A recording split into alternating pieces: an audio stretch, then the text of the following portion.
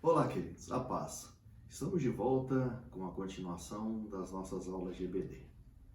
Ao longo desse primeiro semestre, o nosso primeiro módulo tem sido baseado no entendimento de como descobrir e fazer a vontade de Deus.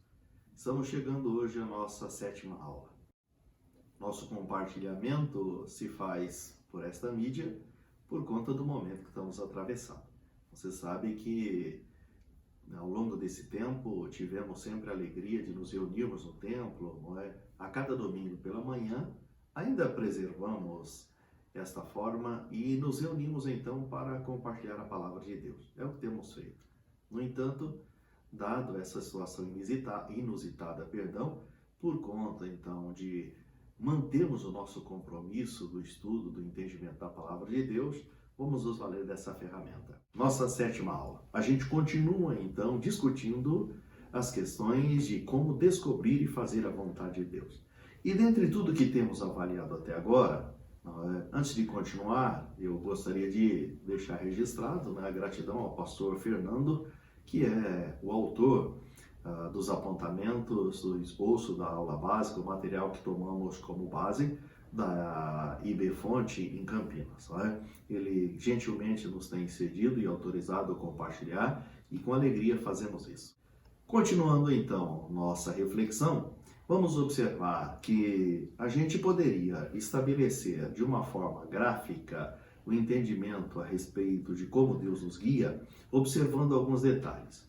Você vai enxergar isso no gráfico que logo a seguir estará diante de você. E você verá o seguinte, nós temos um quadro e do lado esquerdo a gente então tem o que chamamos de categorias, não é?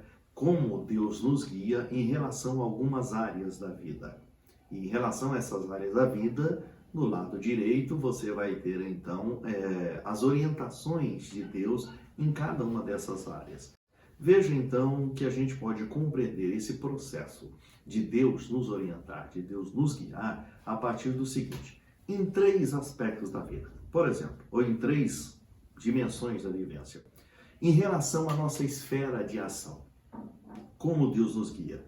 Deus nos guia com a orientação moral naquilo que diz respeito ao comportamento moral.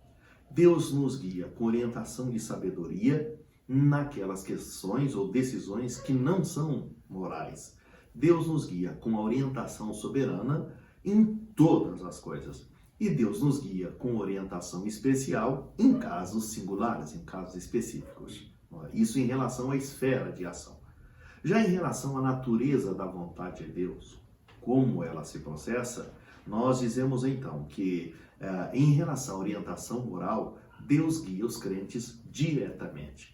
Em relação à orientação com sabedoria para aquelas decisões não morais, Deus guia os crentes imediatamente.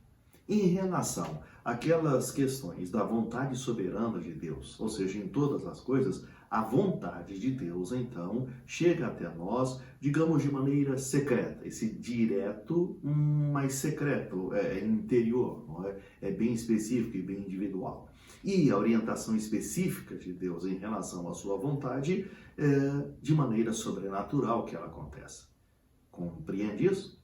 Mas em relação aos meios que Deus usa, então, para nos fornecer direção, a gente pode dizer que na dimensão moral, na vontade moral, Deus nos guia por meio de mandamentos e princípios na palavra revelada. Em relação à vontade individual, é o caminho da sabedoria. Então, orientação em sabedoria, Deus faz isso por meio da sabedoria adquirida na vivência. Em relação à vontade soberana, os meios que Deus usa para nos orientar são exatamente o seu controle, o seu domínio sobre os eventos que nos cercam, os acontecimentos que nos diz respeito, todo o nosso contexto. E no que diz respeito à orientação especial, não é?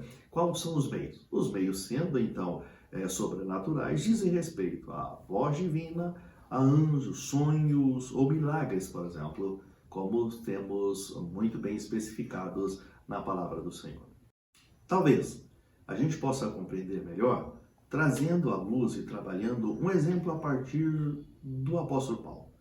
Se você atentar comigo para a carta aos Romanos, o capítulo 1, e a gente separar pelo menos do verso 8 até o verso 13, a gente vai encontrar a seguinte narrativa. Primeiramente, dizia Paulo, dou graças ao meu Deus, mediante Jesus Cristo, no tocante a todos vós, porque em todo o mundo é proclamado a vossa fé. Porque Deus, a quem sirvo em meu espírito, no evangelho de seu Filho, é minha testemunha de como incessantemente faço menção de vós em todas as minhas orações, suplicando que, em algum tempo, pela vontade de Deus, se me ofereça boa ocasião de visitá-los. Porque muito desejo ver-vos, a fim de repartir convosco algum dom espiritual, para que sejais confirmados, isto é, para que em vossa companhia reciprocamente nos confortemos por intermédio da fé mútua, vossa e minha. Porque não quero, irmãos, que ignoreis que muitas vezes me propus ir ter convosco, no que tenho sido até agora impedido, para conseguir igualmente entre vós algum fruto, como também entre outros gentios. Esse é o texto, então, da Carta aos Romanos, capítulo 1, do verso 8 ao verso 13. E esse texto nos fornece um cenário para pontuar algumas questões do quadro que estabelecemos inicialmente da maneira como Deus nos guia, perdão. Você pode observar comigo alguns elementos. Uma das coisas interessantes a ser observadas é que você percebe que no texto em questão, Paulo traça planos e pede aprovação. Então você já percebe que Paulo está no caminho da sabedoria, fazendo uso da sua liberdade de escolha, da sua capacidade de tomar decisões. Ele planeja. E o texto, então, com certeza diz para nós, por inferência, que é apropriado fazer plano. Você vê que na fala dele, então, ele não diz ou não deixa o registro sagrado, não pontua se Deus ordenar ele ir a Roma ou se Deus proibir, em ponto algum. Ele diz que deseja, é algo do coração dele, da decisão dele, da escolha dele. Não há nenhuma determinação de Deus no sentido de que deva ir, como não há nenhuma determinação de Deus no sentido de que não deva ir ou que deva ser proibido. Então, essa é uma questão que está em aberto. Estando em aberto, Paulo começa, então, por traçar planos a fim de concretizar esse seu desejo, essa sua aspiração de ir a Roma, e ao mesmo tempo em que ele traça o plano, ele pede, então, a aprovação de Deus, ele busca a aprovação de Deus. Mas você pode ver um outro elemento interessante. Mesmo traçando planos, não é? E buscando a aprovação de Deus, Paulo se submete à vontade soberana. Nos 3 primeiros versos, ele diz, primeiramente, dou graças ao meu Deus, mediante Jesus Cristo, no tocante a todos vós, porque em todo mundo é proclamada a vossa fé. Porque Deus, a quem sirvo em meu espírito, no evangelho de seu Filho, é minha testemunha de como incessantemente faço menção de vós, em todas as minhas orações, suplicando que, em algum tempo, pela vontade de Deus, se me ofereça a boa ocasião de vê-los. Percebe que ele manifesta o seu desejo, ele começa a traçar um plano, mas ele se submete à vontade de Deus. Ele diz então que tem a expectativa de que em algum tempo, ele não precisa desse tempo, mas ele diz que pela vontade de Deus. Então fica claro aqui que ele está ciente do controle de Deus e disposto a se submeter a isso. Ele tem a ideia, ele traça o seu plano, planeja ir, mas ele se submete ao controle de Deus. E ao fazer isso, outro elemento que a gente podia pontuar como interessante, dentre tudo aquilo que temos estudado e refletido até agora, você deve lembrar, é que Paulo tem objetivos espirituais. A vontade, a aspiração, o desejo de Paulo e o consequente plano que ele traça buscando a aprovação de Deus, tem objetivos espirituais. No verso 11, ele diz, porque desejo muito ver-vos, a fim de repartir convosco algum dom espiritual, para que sejais confirmados. Então você percebe que essa intenção de Paulo, esse desejo de Paulo, essa proposta de Paulo, tem como objetivo prover um ministério espiritual. estabelecer e encorajar a igreja em Roma, ao mesmo tempo que, a partir do verso 12, há outro benefício, um objetivo espiritual, que é ser igualmente encorajado. Porque ele diz no verso 12, isto é, para que em vossa companhia reciprocamente nos confortemos por intermédio da fé mútua, vossa e minha. Percebe então, Paulo demonstra o seu desejo, aspiração de ir a Roma. E ele começa a traçar um plano, ele traça um roteiro para um processo para conseguir atingir o seu objetivo. Ao traçar esse plano, ele busca a aprovação de Deus, submetendo-se à decisão que o Senhor, porventura, estabelecer. Mas deixa claro que essa sua aspiração tem objetivos espirituais em mente. Não é, ainda que não seja pecado, não seja mal. Mas perceba que nós estamos tratando aqui de descoberta, não é? E, consequentemente, cumprimento e execução da vontade de Deus por nós. Então, veja bem que Paulo não está aqui demonstrando o desejo ou trabalhando com essa ideia por questões outras pessoais, políticas, sociais, econômicas ou quaisquer. Não. O objetivo é espiritual.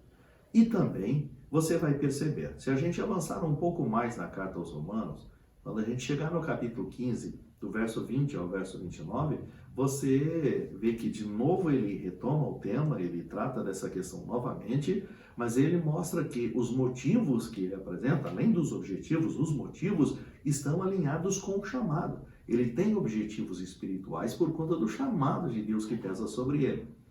Veja comigo, do verso 20 até o verso 29 do capítulo 15 da carta aos Romanos. Paulo diz o seguinte, esforçando-me deste modo por pregar o evangelho, não onde Cristo já for anunciado, para não edificar sobre fundamento alheio. Antes, como está escrito, hão de vê-lo aqueles que não tiveram notícia dele, e compreendê-lo os que nada tinham ouvido a seu respeito. E no verso 22 ele destaca, esta foi a razão porque também, muitas vezes, me senti impedido de visitá-los. E aí ele continua no verso 23, mas agora, não tendo já campo de atividades nessas regiões e desejando há muito visitá-los, penso em fazê-lo quando em viagem para a Espanha, pois espero que de passagem estarei convosco e que para lá seja por vós encaminhado, depois de haver primeiro desfrutado um pouco a vossa companhia. Verso 25, mas agora estou de partida para Jerusalém a serviço dos santos, porque aprouve a Macedônia e a Acaia levantaram uma coleta em benefício dos pobres, dentre os santos que vivem em Jerusalém. Isso lhes pareceu bem, e ao mesmo lhes são devedores, porque se os gentios têm sido participantes dos valores espirituais dos judeus, devem também servi-los com bens materiais. Tendo, pois, concluído isto, e havendo-lhes consignado este fruto, passando por vós, irei à Espanha. E ele conclui no verso 29, dizendo, e bem sei que, ao visitar-vos, irei na plenitude da bênção de Cristo. Percebe que, então, ele tem o desejo, traça planos para esse desejo, busca a aprovação de Deus. Ao buscar a aprovação de Deus, então ele se submete àquilo que for a vontade soberana de Deus, a determinação de Deus. Seus objetivos, no entanto, são espirituais, e os motivos pelos quais ele ainda não foi e pretende ir estão alinhados com o seu chamado. Percebe? Ele diz então que tem o cuidado, toda a avaliação, e algumas das razões, ou uma das razões pelas quais ele ainda não havia ido, é porque ele não encontrara um cenário favorável, um ambiente favorável para o compartilhamento do evangelho. Eu não quero fazer isso, não é trabalhando sobre fundamento alheio, eu quero ter a liberdade de poder ministrar com plenitude a vós. Ele disse, agora que eu já completei a minha tarefa nessas paragens, não tendo mais campo de atividade nessas regiões onde estou e desejando ir, então alinha uma coisa a outra, ele diz, espero que isso aconteça, porque pretendo passar por vós e chegar à Espanha. Veja então a mente de Paulo, o que Paulo tem no coração, qual é a proposta, o desejo e como ele se posiciona diante disso. Não temos aqui, então, até agora, nenhuma vontade pré-determinada de Deus. Estamos num campo onde, para descobrir e, consequentemente, fazer a vontade de Deus nessa questão, Paulo então se posiciona com essas questões que estamos considerando, alinhando a liberdade de escolha e de tomada de decisão, os princípios da palavra, os objetivos sendo espirituais, os motivos que cercam também relacionados à sua vocação. No entanto, há dois outros elementos que pesam também na postura de Paulo nesse processo de tomada de decisão, que são as prioridades e a estratégia. Da mesma forma que os motivos são espirituais, os objetivos são espirituais, os motivos estão alinhados com o seu chamado, com a sua vocação, ele mostra que as prioridades dele e a estratégia para alcançar esse objetivo estão alinhadas com princípios espirituais. Veja que no texto que acabamos de observar agora do capítulo 15, no verso 20, ele diz: esforçando-me deste modo por pregar o Evangelho, não onde Cristo já for anunciado, para não edificar sobre fundamento alheio. Percebe que ele demonstra a prioridade. E no verso 21 ele diz: antes, como está escrito, hão de vê-lo aqueles que não tiveram notícia dele e compreendê-los que nada tinham ouvido a seu respeito. De maneira que ele tem em mente uma prioridade e uma estratégia alinhado com princípios espirituais. Essa sua maneira de se conduzir nesse processo de tomada de decisão havia o chamado de Jesus, que era, para Paulo, ser então o seu mensageiro entre todos os gentios. Esta, então, é uma questão que está no escopo, na dimensão da vontade moral, que isso já estava estabelecido então por Deus para Paulo. A vontade de Deus em relação a Paulo estava estabelecido no chamado para que ele fosse o apóstolo aos gentios. A partir daí, então, se é neste lugar, se é naquele lugar, se era em Roma, se era na Espanha, se era na Caia, na Macedônia, era algo que estava dentro da atribuição, da dimensão de escolha, de tomada de decisão do próprio apóstolo. E nesse processo, então, as decisões deveriam passar pelo caminho da sabedoria. É o que Paulo está fazendo. Ele mostra que está ciente dos empecilhos. Ainda trabalhando o capítulo 15, versos 22 e 23, lembra que ele diz o seguinte: essa foi a razão porque também muitas vezes me senti impedido de visitá-los. Mas agora, diz ele, já não tendo campo mais de atividade nessas regiões e desejando há muito visitá-los, penso em fazê-lo quando em viagem para a Espanha, pois espero que de passagem estarei convosco e para lá seja por vós encaminhado, depois de haver primeiro desfrutado um pouco da vossa companhia. Você pode observar esse texto e ver que ele se encontra alinhado ao que Deus propõe a Paulo, que ele inclusive menciona na carta aos Efésios, no capítulo 5, verso 14 até o verso 17. Ele mostra então que, ciente dos empecilhos, ele estabelece nova prioridade. Percebe que ele diz então que ele tem o desejo de ir lá e seguir a viagem, não é? Passando por lá, chegando até a Espanha, mas diz ele no verso 25, agora estou de partida para Jerusalém a serviço dos santos. Considerando tudo isso, Paulo então estabelece uma nova prioridade. Paulo ajusta o roteiro. Então ele diz que com todo desejo, tendo traçado o plano, tendo objetivos espirituais, os motivos estando alinhados com o seu chamado, prioridade e estratégia alinhado com os princípios já estabelecidos, mas consciente do impedimento e avaliando a profundidade, a abrangência, enfim, desse impedimento, desse empecilho, ele estabelece então um novo roteiro, como se ele mudasse a trajetória. Então agora é como se ele dissesse, tudo isso eu tenho em mente, mas não vou agora a Roma. Primeiro eu vou para Jerusalém. Agora então, apesar de ter o desejo de estar convosco e ter planejado isso e ter traçado um roteiro para chegar aí e ir além, agora, no entanto, eu estou de partida para Jerusalém.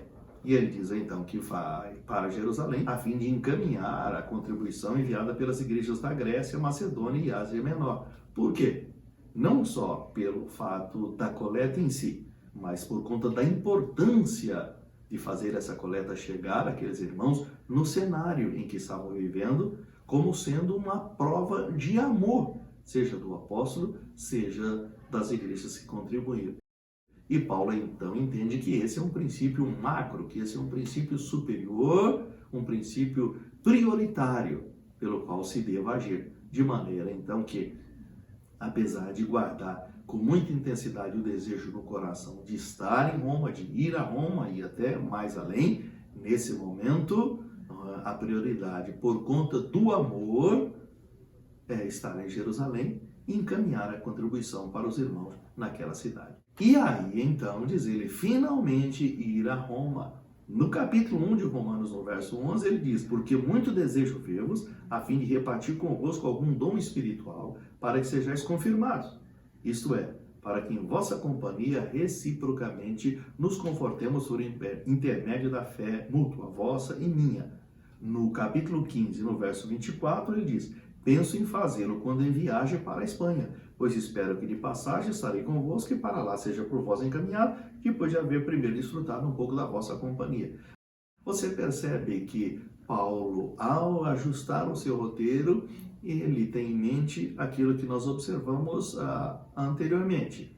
Ele alinha o prazer com a conveniência. Ele tem o desejo, esse desejo não é na avaliação toda, é lícito, é permitido, e ele trabalha com a conveniência. E conveniência aqui, como nós abordamos na aula anterior, não é a conveniência pela conveniência na maneira como estamos às vezes acostumados. A conveniência no sentido de que convém ao propósito, convém ao objetivo, convém ao que está estabelecido, convém ao plano que está se desenvolvendo. Então aí ele entende que finalmente chegará a Roma. Mas você percebe que ele pontua também o desejo de chegar à Espanha? De novo, nós poderíamos fazer uma observação. A Espanha está aqui consignada. Não temos, de maneira geral, o conhecimento de que, de fato, Paulo tem estado em Roma, não há o registro ou cartas, enfim, do seu trabalho ostensivo na Espanha como nos demais lugares, não é? Mas a gente poderia considerar algumas coisas. Paulo diz que pretende ir até Roma, inclusive, porque tinha uma revelação especial? Não. Porque tinha uma determinação de Deus prévia a respeito disso? Não. Simplesmente porque ele entendia o escopo do seu chamado. A única coisa que lhe fora especificada era que ele devia levar a palavra aos gentios, reis, magistrados, governadores, enfim, a todos os gentios. Você encontra isso ao longo do livro de Atos. De maneira mais específica, você pode observar isso no capítulo 9, no verso 15, no capítulo 22, verso 21, no capítulo 26, verso 17 de Atos. E você percebe que, então, dentro dessa atribuição, que é levar o evangelho a todos os gentios, Paulo faz uma escolha, então, por alguns desses lugares, como Roma e como chegar à Espanha. Perceba você que a escolha de Paulo está alinhado com o capítulo 1, verso 5 da carta aos Romanos, como também o que ele expõe na segunda carta a Timóteo, no capítulo 4, verso 17. E você pode conferir isso. Não é? De maneira que, nesse processo todo, a gente também pode descobrir um outro elemento, a vontade soberana de Deus. Nesse processo todo, em que Paulo trabalha de maneira adequada a sua liberdade de escolha e a capacidade de tomada de decisão, ele considera também a vontade soberana de Deus como elemento. E ela se manifesta. Se você acompanhar a trajetória, a gente não lê o texto agora, mas você pode observar isso ao longo do livro de Atos, você vai perceber que nessa trajetória de ir a Roma, algumas coisas acontecem que estão fora do domínio de Paulo, fora da capacidade dele de administrar. Nesse processo de ir a Roma, ele teve a parada numa prisão de César por 2 anos, houve um naufrágio em Malta, e essas são coisas que Paulo não podia controlar. Né? E você percebe que a gente pode entender que isso faz parte da vontade soberana de Deus, porque não só pelos acontecimentos em si, mas por conta de ter dado oportunidades de Paulo cumprir o ministério que de outra forma não aconteceria nessas situações. Por exemplo, os benefícios. Houve o transporte com escolta concedida por César da Palestina até Roma. Deus encaminhou então o processo nisso. Aí já não foi uma escolha de Paulo, e não só as circunstâncias. Nas circunstâncias, então, Deus está trabalhando para a finalidade. Você percebe que também esse processo foi uma oportunidade. Por quê? Nesses acontecimentos que Paulo não dominou, houve a redação de vasta porção do Novo Testamento. Então, o que nós temos aqui? Nós temos a manifestação da vontade soberana de Deus também nesse exemplo. De maneira que, se a gente voltar para o quadro inicial, como eu pontuei a você, voltando ao quadro inicial de fato, onde de maneira gráfica a gente observou em alguns quadros como Deus nos guia, atentando para que, em relação à esfera de ação, no comportamento moral, Deus nos dá orientações moral, não é? Orientação de fundo moral, orientação moral. No que diz respeito a decisões não morais, Deus nos orienta com sabedoria. Em todas as coisas, Deus tem uma orientação soberana. E em casos singulares, Deus tem uma orientação especial. É o que a gente vê no exemplo de Paulo. Da mesma forma, nós encontramos os elementos relativos à natureza da vontade de Deus. Deus guia na questão moral de maneira direta o cristão. Deus guia de maneira imediata nas questões que são de decisões não morais, quando há sabedoria. Deus guia secretamente nas questões soberanas, ou seja, trabalhando através de coisas que não são conhecidas, e Deus guia sobrenaturalmente com orientações especiais. E em relação aos meios, a gente pode encontrar também todos eles nesse exemplo de Paulo, por mandamentos e princípios revelados naquilo que tem a ver com a vontade moral. Por exemplo, Deus mostrou de maneira clara que havia chamado Paulo para ser o seu embaixador, o seu mensageiro aos gentios. Deus orienta com sabedoria. Você vê Paulo então fazendo a avaliação de todas as questões de objetivos, de motivos, de impedimentos e princípios revelados para chegar à conclusão a que chegou. E você vê também o controle soberano de todos os eventos naquelas situações em que estavam fora do controle de Paulo. E ao longo do processo, quando você acompanha o registro de Atos, você vai ver que está presente a fala de Deus direta ao apóstolo, não é? E manifestações especiais, não é? Sobrenaturais e miraculosas, como o sonho, não é? Milagres e, em outras situações, manifestações angelicais. De maneira que a gente pode, então, digamos, concluir nossa aula de hoje, nossa reflexão, nosso entendimento, com um resumo básico e genérico da seguinte forma. Mais uma vez, a gente pode ver que descobrir e fazer a vontade de Deus passa por considerarmos os seguintes aspectos: a vontade soberana, a vontade moral e a vontade individual. E que o caminho para uma consideração adequada desses aspectos está no uso da liberdade e capacidade consequente de escolha e tomada de decisões, ou seja, o livre-arbítrio. Com isso, nós concluímos com o seguinte entendimento: não há uma vontade individual pré-determinada para todos, e sim o caminho da sabedoria em aplicar ao caso, ou seja, a cada caso, os princípios revelados, que são a vontade moral, salvo em situações específicas, no caso de vontade soberana, que serão descortinados igualmente de forma específica. E assim, então, nós compreendemos um pouco mais da forma como Deus nos guia e nos alinhamos para descobrir e fazer a vontade de Deus. Reflita um pouco mais nesse nosso estudo, nesse nosso aprendizado. Leia, reveja os pontos e a escritura, e na próxima aula a gente avança mais um pouquinho para ampliar, fortalecer e solidificar nossa compreensão acerca de descobrir e fazer a vontade de Deus. Deus os abençoe.